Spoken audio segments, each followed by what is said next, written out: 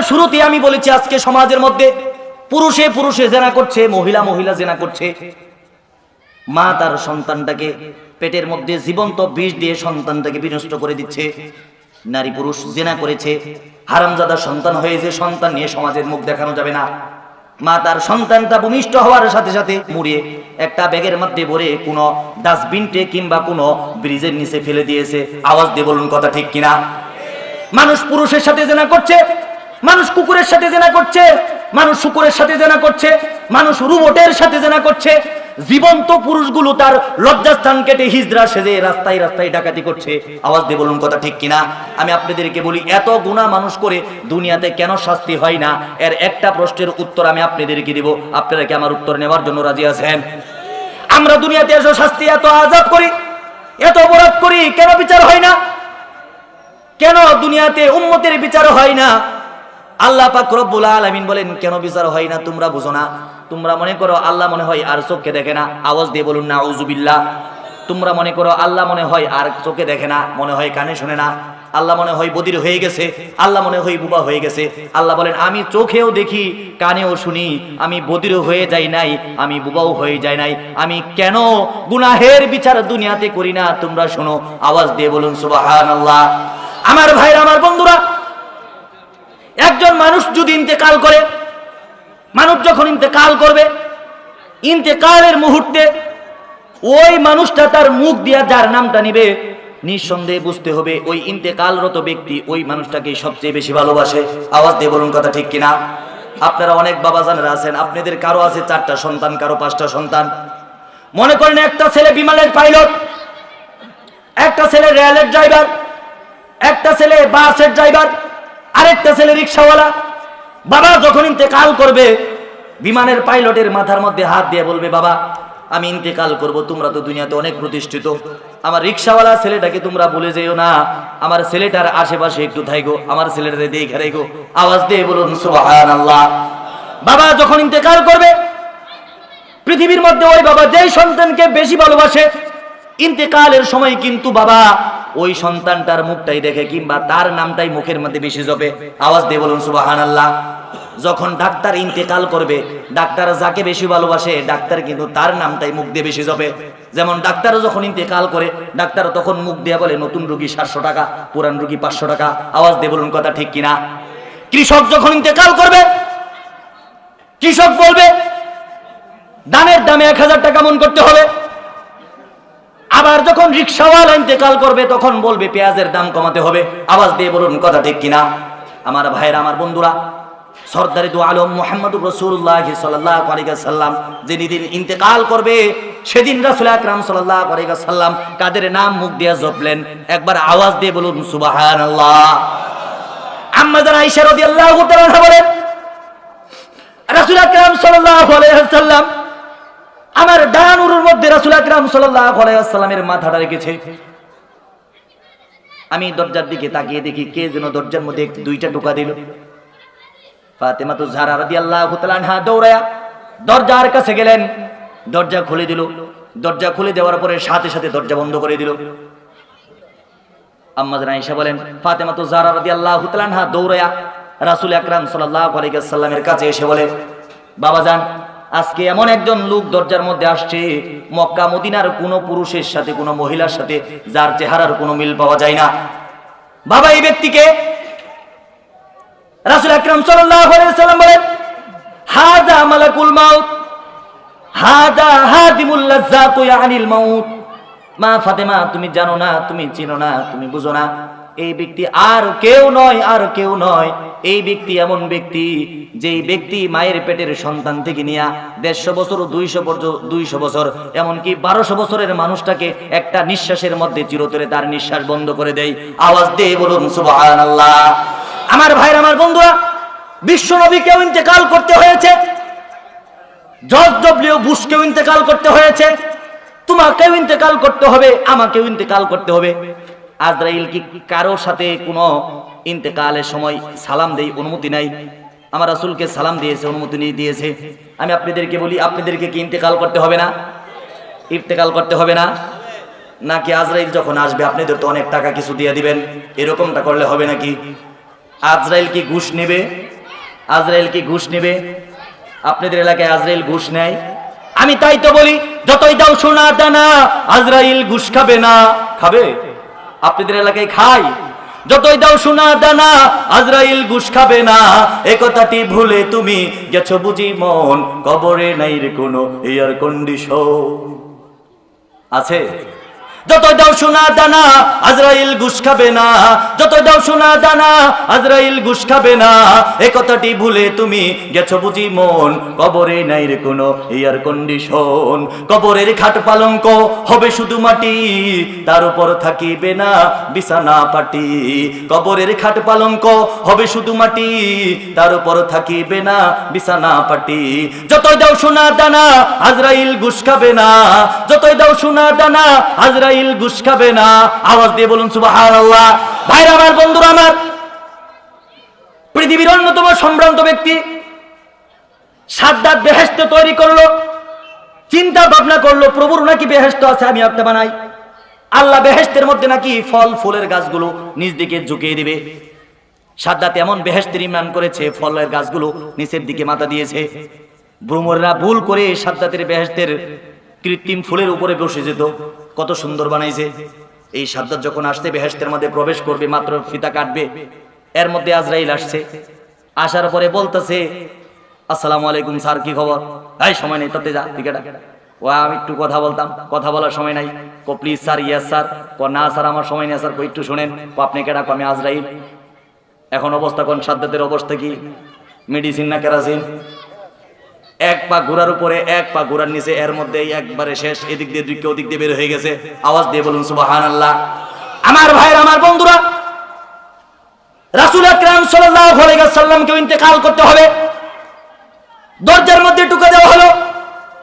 ফাতেমা যাহরা রাদিয়াল্লাহু তাআলা যখন শুনলেন, রাসূল আকরাম সাল্লাল্লাহু আলাইহি ওয়াসাল্লাম যখন বলেন, হাযা মালাকুল মাউত, হাযা হাজিমুল লাযাত আনিল মাউত, ফাতেমারে আমাকে চলে যেতে হবে, তোর জন্য আমার খুব কষ্ট হবে। ফাতেমা, দুনিয়াতে যতদিন ছিলাম সর্বপ্রথম তোর মুখটা দেখেছি, সর্বশেষ তোর মুখটা দেখেছি। জিহাদের ময়দানে যাওয়ার সময় সর্বশেষ তোর সাথে সাক্ষাৎ করেছি, আবার আসার সময় সর্বপ্রথম তোর সাথে সাক্ষাৎ করেছি। মা ফাতেমা, তুই টেনশন করিস না, তুই চিন্তা করিস না। ফাতেমার ক্রন্দন বন্ধ হয় না। ফাতেমার কানে কানে যেন কি বলে, আম্মা জান আয়েশা বলে। আমি ফাতেমাকে পরবর্তীতে জিজ্ঞেস করলাম, মা ফাতেমা, রাসূল আকরাম সাল্লাল্লাহু আলাইহি ওয়াসাল্লাম তোমাকে এমন কি কথা বললেন যে কথা শোনার পরে তোমার ক্রন্দন বন্ধ হয়ে গেছে? ফাতেমা যাহরা বলেন, আম্মা জান আয়েশা, আমার বাবা আমাকে বলেছেন রাসূল আকরাম সাল্লাল্লাহু আলাইহি ওয়াসাল্লামের ইন্তেকালের পরে সর্বপ্রথম রাসূলের সাথে এই বংশের মধ্যে আমার দেখা হয়ে যাবে। আওয়াজ দিয়ে বলুন সুবহানাল্লাহ। আমার ভাইরা, আমার বন্ধুরা, মৃত্যুর সংবাদ শুনে ফাতেমা হাসে। আর আমাদের মায়েদেরকে যদি মৃত্যুর সংবাদ দেওয়া হয়, সর্বনাশ। মৃত্যুর সংবাদ দেওয়া হলো কবিরাজে, চলে গেল ময়মনসিংহ মেডিকেলে।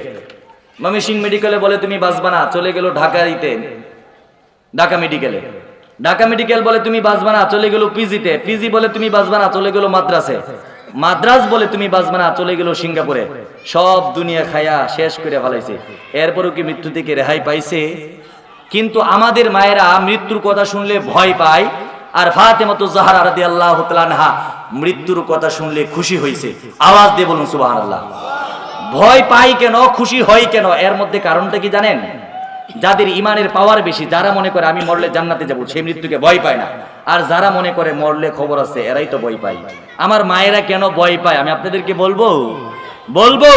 মার্কেটেতে যাই রে আপা, মার্কেটেতে যায়, জাতমান কুল সবই গেল, ইমান রাখা দায়।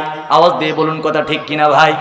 মার্কেটেতে গিয়ে আপা জোরে চাপা মারে, পুরুষেরা সন্তান নিয়ে পিছে পিছে ঘুরে। এতদিন দেখছি আমি পুরুষেরা করছে গিয়া হাট, এখন দেখি ম্যাডাম ফুলি চয়েস করে শার্ট, উপরে কাটা নিচে ফাটা গায়ে দিয়ে জামা। এই জামা আনছে নাকি বিদেশ ফেরত মামা, উল্লাখানা গলায় পেঁচাই বুক থেকে তার খালি, তাই না দেখি যুবকের দল ঘুরে হালি হালি। আরে বৃদ্ধা বেটি মেকআপ মেরে হয়ে যাই সেরি, শয়তান কত করে আমি আম্মাজান মনে করি। আওয়াজ দিয়ে বলুন কথা ঠিক কিনা? আমার ভাইরা পর্দার আড়ালে বসে বসে ভাবছেন, হুজুর আমাদের বদনাম কেন করলেন? মা, শুধু তোমাদের মৃত্যু ভয় নেই, তোমরাই শুধু মৃত্যুকে ভয় করো না, বরং আমার সামনে যেই যুবকেরা বসে আছে এদেরও কিন্তু কম বুঝে না। এদের অবস্থাও কিন্তু বেশি একটা ভালো না। মৃত্যুর কথা যদি শুনে এখন এই মাহফিল থেকে চলে যাবে, যেই জায়গায় গেলে মরা লাগবে না ওই জায়গায় চলে দেবে। আওয়াজ দিয়ে বলুন কথা ঠিক কিনা? মুসলমানেরা ধরেছে আবার কানাবুতে ভাই, ওয়াজ মাহফিল ছেড়ে দিয়ে বসে থাকে টিভি থেকে। আশ্চর্য, মুসলিম তোদের লজ্জা শরম নাই? নিজে দেখাই মুসল্লিগিরি, ভয়ে ঘুরে বাড়ি বাড়ি বুরকা ছাড়া মেয়েটাকে কলেজে পাঠায়। আওয়াজ দিয়ে বলুন কথা ঠিক কিনা ভাই? নিজে করে হাজিগিরি, বয়ে করে মেম্বারি, আবার কয়টা রাখছে দাড়ি, বুঝার উপায় নাই। রসের মধ্যে দিয়া সুডা, হাইডুস দিয়া মারে গুড়া, চিনি একটু সাদা হলে বেশি টাকা পাই। আওয়াজ দিয়ে বলুন কথা ঠিক কিনা ভাই? বিয়ে শাদী হলে পরে কি সামিনায়ার তোলে অর্ধনগ্ন যুবতীরা বৈশা দাওয়াত খায়। আওয়াজ দিয়ে বলুন কথা ঠিক কিনা ভাই? ভাইরা আমার, বন্ধুরা আমার, বলতেছিলাম ফাতেমাতুজ জাহরা রাদিয়াল্লাহু তাআলা আনহা, রাসূল আকরাম সাল্লাল্লাহু আলাইহি ওয়াসাল্লাম ইন্তেকাল করবে। ঘটনা শোনার পরে ফাতেমাতুজ জাহরা রাদিয়াল্লাহু তাআলা আনহা ক্রন্দনে ভেঙে পড়লেন। যখন নবী করিম সাল্লাল্লাহু আলাইহি ওয়াসাল্লাম বললেন, মা তুমি কাঁদো না, তোমার সাথে আমার অচিরে দেখা হবে, ফাতেমার মন সাথে সাথে ফ্রেশ হয়ে গেল। আমার ভাইরা আমার, বন্ধুরা, রাসূল আকরাম সাল্লাল্লাহু আলাইহি ওয়াসাল্লাম ইন্তেকাল করবে। কঠিন মুহূর্তে আম্মা জান আয়েশা বলেন, আমি তো ভেবেছিলাম রাসূল আকরাম সাল্লাল্লাহু আলাইহি ওয়াসাল্লাম ইন্তেকাল করবে, রাসূলের মনে হয় ইন্তেকালের সময় এতটা বেশি কষ্ট হবে না। রাসূলকে যখন মালাকুল মাউত আজরাইল এসে রাসূলের সামনে হাজির হয়ে যায়, রাসূলের সাকরাতের যন্ত্রণা যখন শুরু হয়েছে, আমার ধারণা পাল্টে গেল। রাসূল আকরাম সাল্লাল্লাহু আলাইহি ওয়াসাল্লাম, আমার ডান উরুর মধ্যে মাথা ছিল, একটা চাদরে আবৃত ছিল। আমি যখন চাদর সরালাম, রাসূল আকরাম সাল্লাল্লাহু আলাইহি ওয়াসাল্লামের মাথার সবচেয়ে বড় চুলটা থেকে পায়ের বৃদ্ধাঙ্গুল পর্যন্ত আমি অবলোকন করে দেখলাম শরীরের একটা পশমও নাই, যে এই পশম দিয়ে গাম বের হয় নাই। আওয়াজ দিয়ে বলুন সুবহানাল্লাহ। রাসূল আকরাম সাল্লাল্লাহু আলাইহি ওয়াসাল্লামের সাকরাতের যন্ত্রণা শুরু হয়ে গেল। রাসূল আকরাম সাল্লাল্লাহু আলাইহি ওয়াসাল্লাম আজরাইলকে ডেকে ডেকে বলেন, আজরাইল, আমাকে কি মরতে হবে? এত কষ্ট কেন হয় মৃত্যুর? আজরাইল বলেন, রাসূল আপনাকে তো অবশ্যই মরতে হবে। রাসূল আকরাম সাল্লাল্লাহু আলাইহি ওয়াসাল্লাম বলেন, আমি তো ইন্তেকাল করব, আমার কিছু প্রশ্ন আছে, এই প্রশ্নের উত্তর না পড়লে আল্লাহর কসম আমি ইন্তেকাল করব না, আল্লাহর সাথে সাক্ষাৎ করব না। কি আপনার প্রশ্ন? হাত্তা ইয়াতিয়ানি জিবরাইল, যতক্ষণ পর্যন্ত জিবরাইল না আসবে ততক্ষণ পর্যন্ত আমি বিশ্বনবী সরদারে দু আলম এই জমিনেতে করব না। সাথে সাথে আল্লাহ পাক জিবরাইলকে পাঠিয়ে দিয়ে বলেন, ও জিবরাইল, আমার বন্ধু ইন্তেকালের সময় কি বলতে চাই, জলদি জলদি তুমি শোনো। জিবরাইল এসে বলেন, হে নবী, আপনাকে তো ইন্তেকাল করতে হবে। রাসূল কি বলেন, সত্যি কি আমাকে ইন্তেকাল করতে হবে?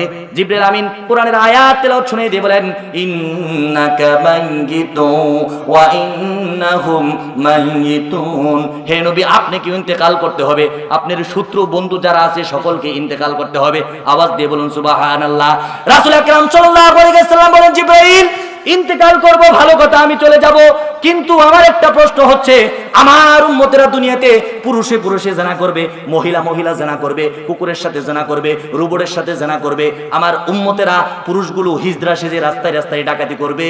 এই উম্মতদেরকে যদি তওবার সুযোগ না দেওয়া হয়, আমার উম্মতের ইজ্জত রবে না, আমার বিশ্বনবীর ইজ্জত রবে না। আল্লাহ পাক রব্বুল আলামিন মুস্কি মুস্কি হেসে বলেন, বিশ্বনবী 2,24,000 পয়গম্বর প্রেরণ করলাম, কোন পয়গম্বর দেখি নাই ইন্তেকালের সময় উম্মতের জন্য এত পাগল পারা। আপনি উম্মতকে এত কেন ভালোবাসেন, এত কেন ভালোবাসেন? আওয়াজ দিয়ে বলুন সুবহানাল্লাহ।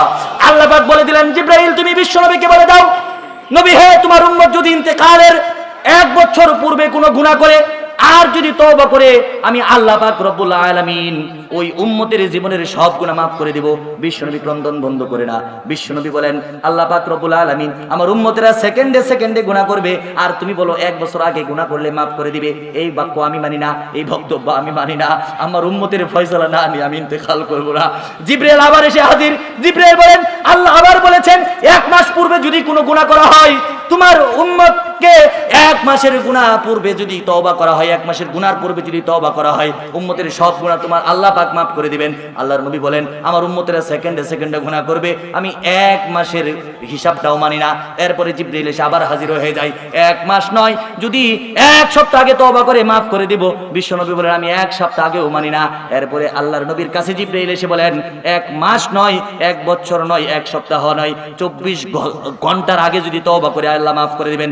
আল্লাহর নবী বলেন, না না, 24 ঘন্টারটা আমি মানি না। আল্লাহ পাক রাসূল আকরাম সাল্লাল্লাহু আলাইহি ওয়াসাল্লামের কাছে জিবরিলের কাছে কোরআনের আয়াত দিয়ে পাঠিয়ে দিয়ে বলেন, সূরা ফুরকানের 65 নম্বর আয়াতে আল্লাহ বলে দিলেন, আল্লাযীনা ইয়াকুলুনা রাব্বানা সুরিফ আন্না আযাবা জাহান্নাম ইন্না আযাবাহা কানা গরামা। আওয়াজ দিয়ে বলুন সুবহানাল্লাহ। দয়ার নবী, মায়ের নবী, প্যারা নবী, মাহবুবের নবী, তোমার প্রভু বলে দিয়েছে তোমার উম্মতেরা সারা জীবন পুরুষে পুরুষে জানা করবে, মহিলা মহিলা জানা করবে, কুকুর শুকুরের সাথে জানা করবে, মৃত মানুষের সাথে জানা করবে।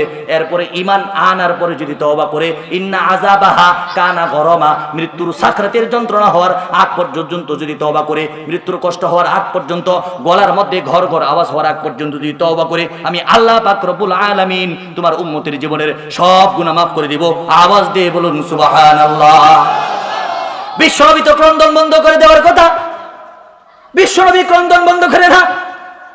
বিশ্বনবী বলে, বুঝলাম গুনাহ মাফ করে দেওয়া হবে, আমি যদি ইন্তেকাল করি, জমিনের মধ্যে আমার উম্মতেরা পুরুষে পুরুষে জেনা করবে, মহিলা মহিলা জেনা করবে, মা তার সন্তানকে পেটের মধ্যে ওষুধ দিয়ে নষ্ট করে দিবে, জীবন্ত সন্তানকে মানুষ ডাস্টবিনের মধ্যে, জীবন্ত সন্তানকে মানুষ ব্রিজের নিচে চকলেটের মতো মুড়াইয়া ফেলে দিবে, মানুষ 9 বছরের বাচ্চাটাকে গণধর্ষণ করবে, গণধর্ষণ করার পরে টুকরা টুকরা করে বাথরুমের কমোটের মধ্যে ফেলে দিবে, মানুষ একটা মানুষকে গণধর্ষণ করার পরে আগুন দিয়ে তাকে অ্যাসিড দিয়ে জ্বালিয়ে দিবে, মানুষের গুনার কোনো অন্তর হবে না। কিন্তু জমিনে যদি আযাব দিয়ে ধ্বংস করে দেওয়া হয়, আমার উম্মত বেইজ্জতি হয়ে যাবে। আল্লাহ পাক রব্বুল আলামিন আবার জিবরাইলকে আয়াতের মাধ্যমে জানিয়ে দিলেন, মা কানাল্লাহু লিয়ুআযযিবাহুম ওয়া আনতা ফীহিম। বিশ্বনবী আল্লাহ পাক রব্বুল আলামিন বলে দিয়েছেন যে এই রওজার ভিতরে আপনি শুয়ে থাকবেন, ওই জমিনের উপরে মানুষ পুরুষে পুরুষে জেনা করবে, মহিলা মহিলা জেনা করবে, কুকুর শুকুরের সাথে জেনা করবে, মানুষেরা পুরুষ সেজে পুরুষ থেকে হিজরা হয়ে মানুষেরা সন্ত্রাসী করবে, মানুষেরা 9 বছর বাচ্চাটাকে গণধর্ষণ করার পর টুকরা টুকরা করে কমেটের মধ্যে নিক্ষেপ করে দিবে। এরপরেও আল্লাহ তোমার এই জমিনের উম্মতদেরকে ধ্বংস করে দিবে না। আওয়াজ দিয়ে বলুন সুবহানাল্লাহ। বিশ্বনবীর ক্রন্দন বন্ধ হয়ে যাওয়ার কথা, ইন্তেকালের সময় ক্রন্দন বন্ধ করে না, ইন্তেকালের সময় আবার ক্রন্দন বন্ধ করে না দিয়ে বলেন, আল্লাহ গো, আখিরাতে আমার উম্মতের কি হবে, আমার অভিভাবক কে হবে, আমার উম্মতের কোটি কোটি উম্মত থাকবে, আমার উম্মতদেরকে আমি কিভাবে চিনে নেব? আল্লাহ পাক বলে দিলেন, আখিরাতের চিন্তা করিও না, আনা কাবিলুম মিনহুম, আখিরাতেও তোমার উম্মতের জন্য আমি স্বয়ং আল্লাহ পাক অভিভাবক হয়ে যাব। আওয়াজ দিয়ে বলুন সুবহানাল্লাহ। আম্মা জান আয়েশা বলেন, রাসূল আকরাম সাল্লাল্লাহু আলাইহি ওয়াসাল্লাম এত অস্থির, আবার কি যেন বলছেন। রাসূল আকরাম সাল্লাল্লাহু আলাইহি ওয়াসাল্লামের কানের কাছে মুখ টেনে আমি আম্মা জান আয়েশা চিন্তা করলাম, মনে হয় রাসূল ইন্তেকাল করার সময় আমার নামটা বলবেন, দেখি আমার নাম বলে না। ফাতেমা চিন্তা করলো, মনে হয় আমার ফাতেমার নাম বলবে, দেখে ফাতেমার নামও বলে না। আবু বকর মনে করলো, মনে হয় আবু বকরের নাম নিবে। উমর মনে করে মনে হয় আমার নাম নিবে, কারো নাম নেই না। আম্মা জান আয়েশা বলেন, আমি রাসূল আকরাম সাল্লাল্লাহু আলাইহি ওয়াসাল্লামের মুখের কাছে কানটা ধরে দিলাম। আমার বিশ্বনবী সরদারে দু আলম বলেন, ইয়া উম্মতি, ইয়া উম্মতি, ইয়া উম্মতি। আওয়াজ দিয়ে বলুন সুবহানাল্লাহ। আমি আপনাদেরকে বলতে চাই, সাকরাতের যন্ত্রণা আরম্ভ হয়ে গেল। রাসূল আকরাম সাল্লাল্লাহু আলাইহি ওয়াসাল্লাম আজরাইলকে ডেকে ডেকে বলে, আজরাইল, মৃত্যুর যন্ত্রণা বুঝে এত কষ্ট, মরণ বুঝে এত কষ্ট, আমাকে যত কষ্ট দিচ্ছ আমার উম্মতকেও কি এত কষ্ট দিবা? আজরাইল বলেন, নবী গো, কোটি কোটি মানুষের জান ইন্তেকাল করেছি, আপনার মৃত্যু আমি যত সহজভাবে দিচ্ছি, পৃথিবীতে কারো মৃত্যু এত সহজভাবে দেয় নাই। নবী, আপনার উম্মতের কষ্ট আর এর চাইতে 1000 কোটি গুণ বেশি হবে। রাসূল বলেন, আজরাইল, মৃত্যুর যন্ত্রণা যদি আমার উম্মতের এত হয়, আমি ইন্তেকাল করব না, আল্লাহর কাছ থেকে ফয়সালা নিয়ে আসো।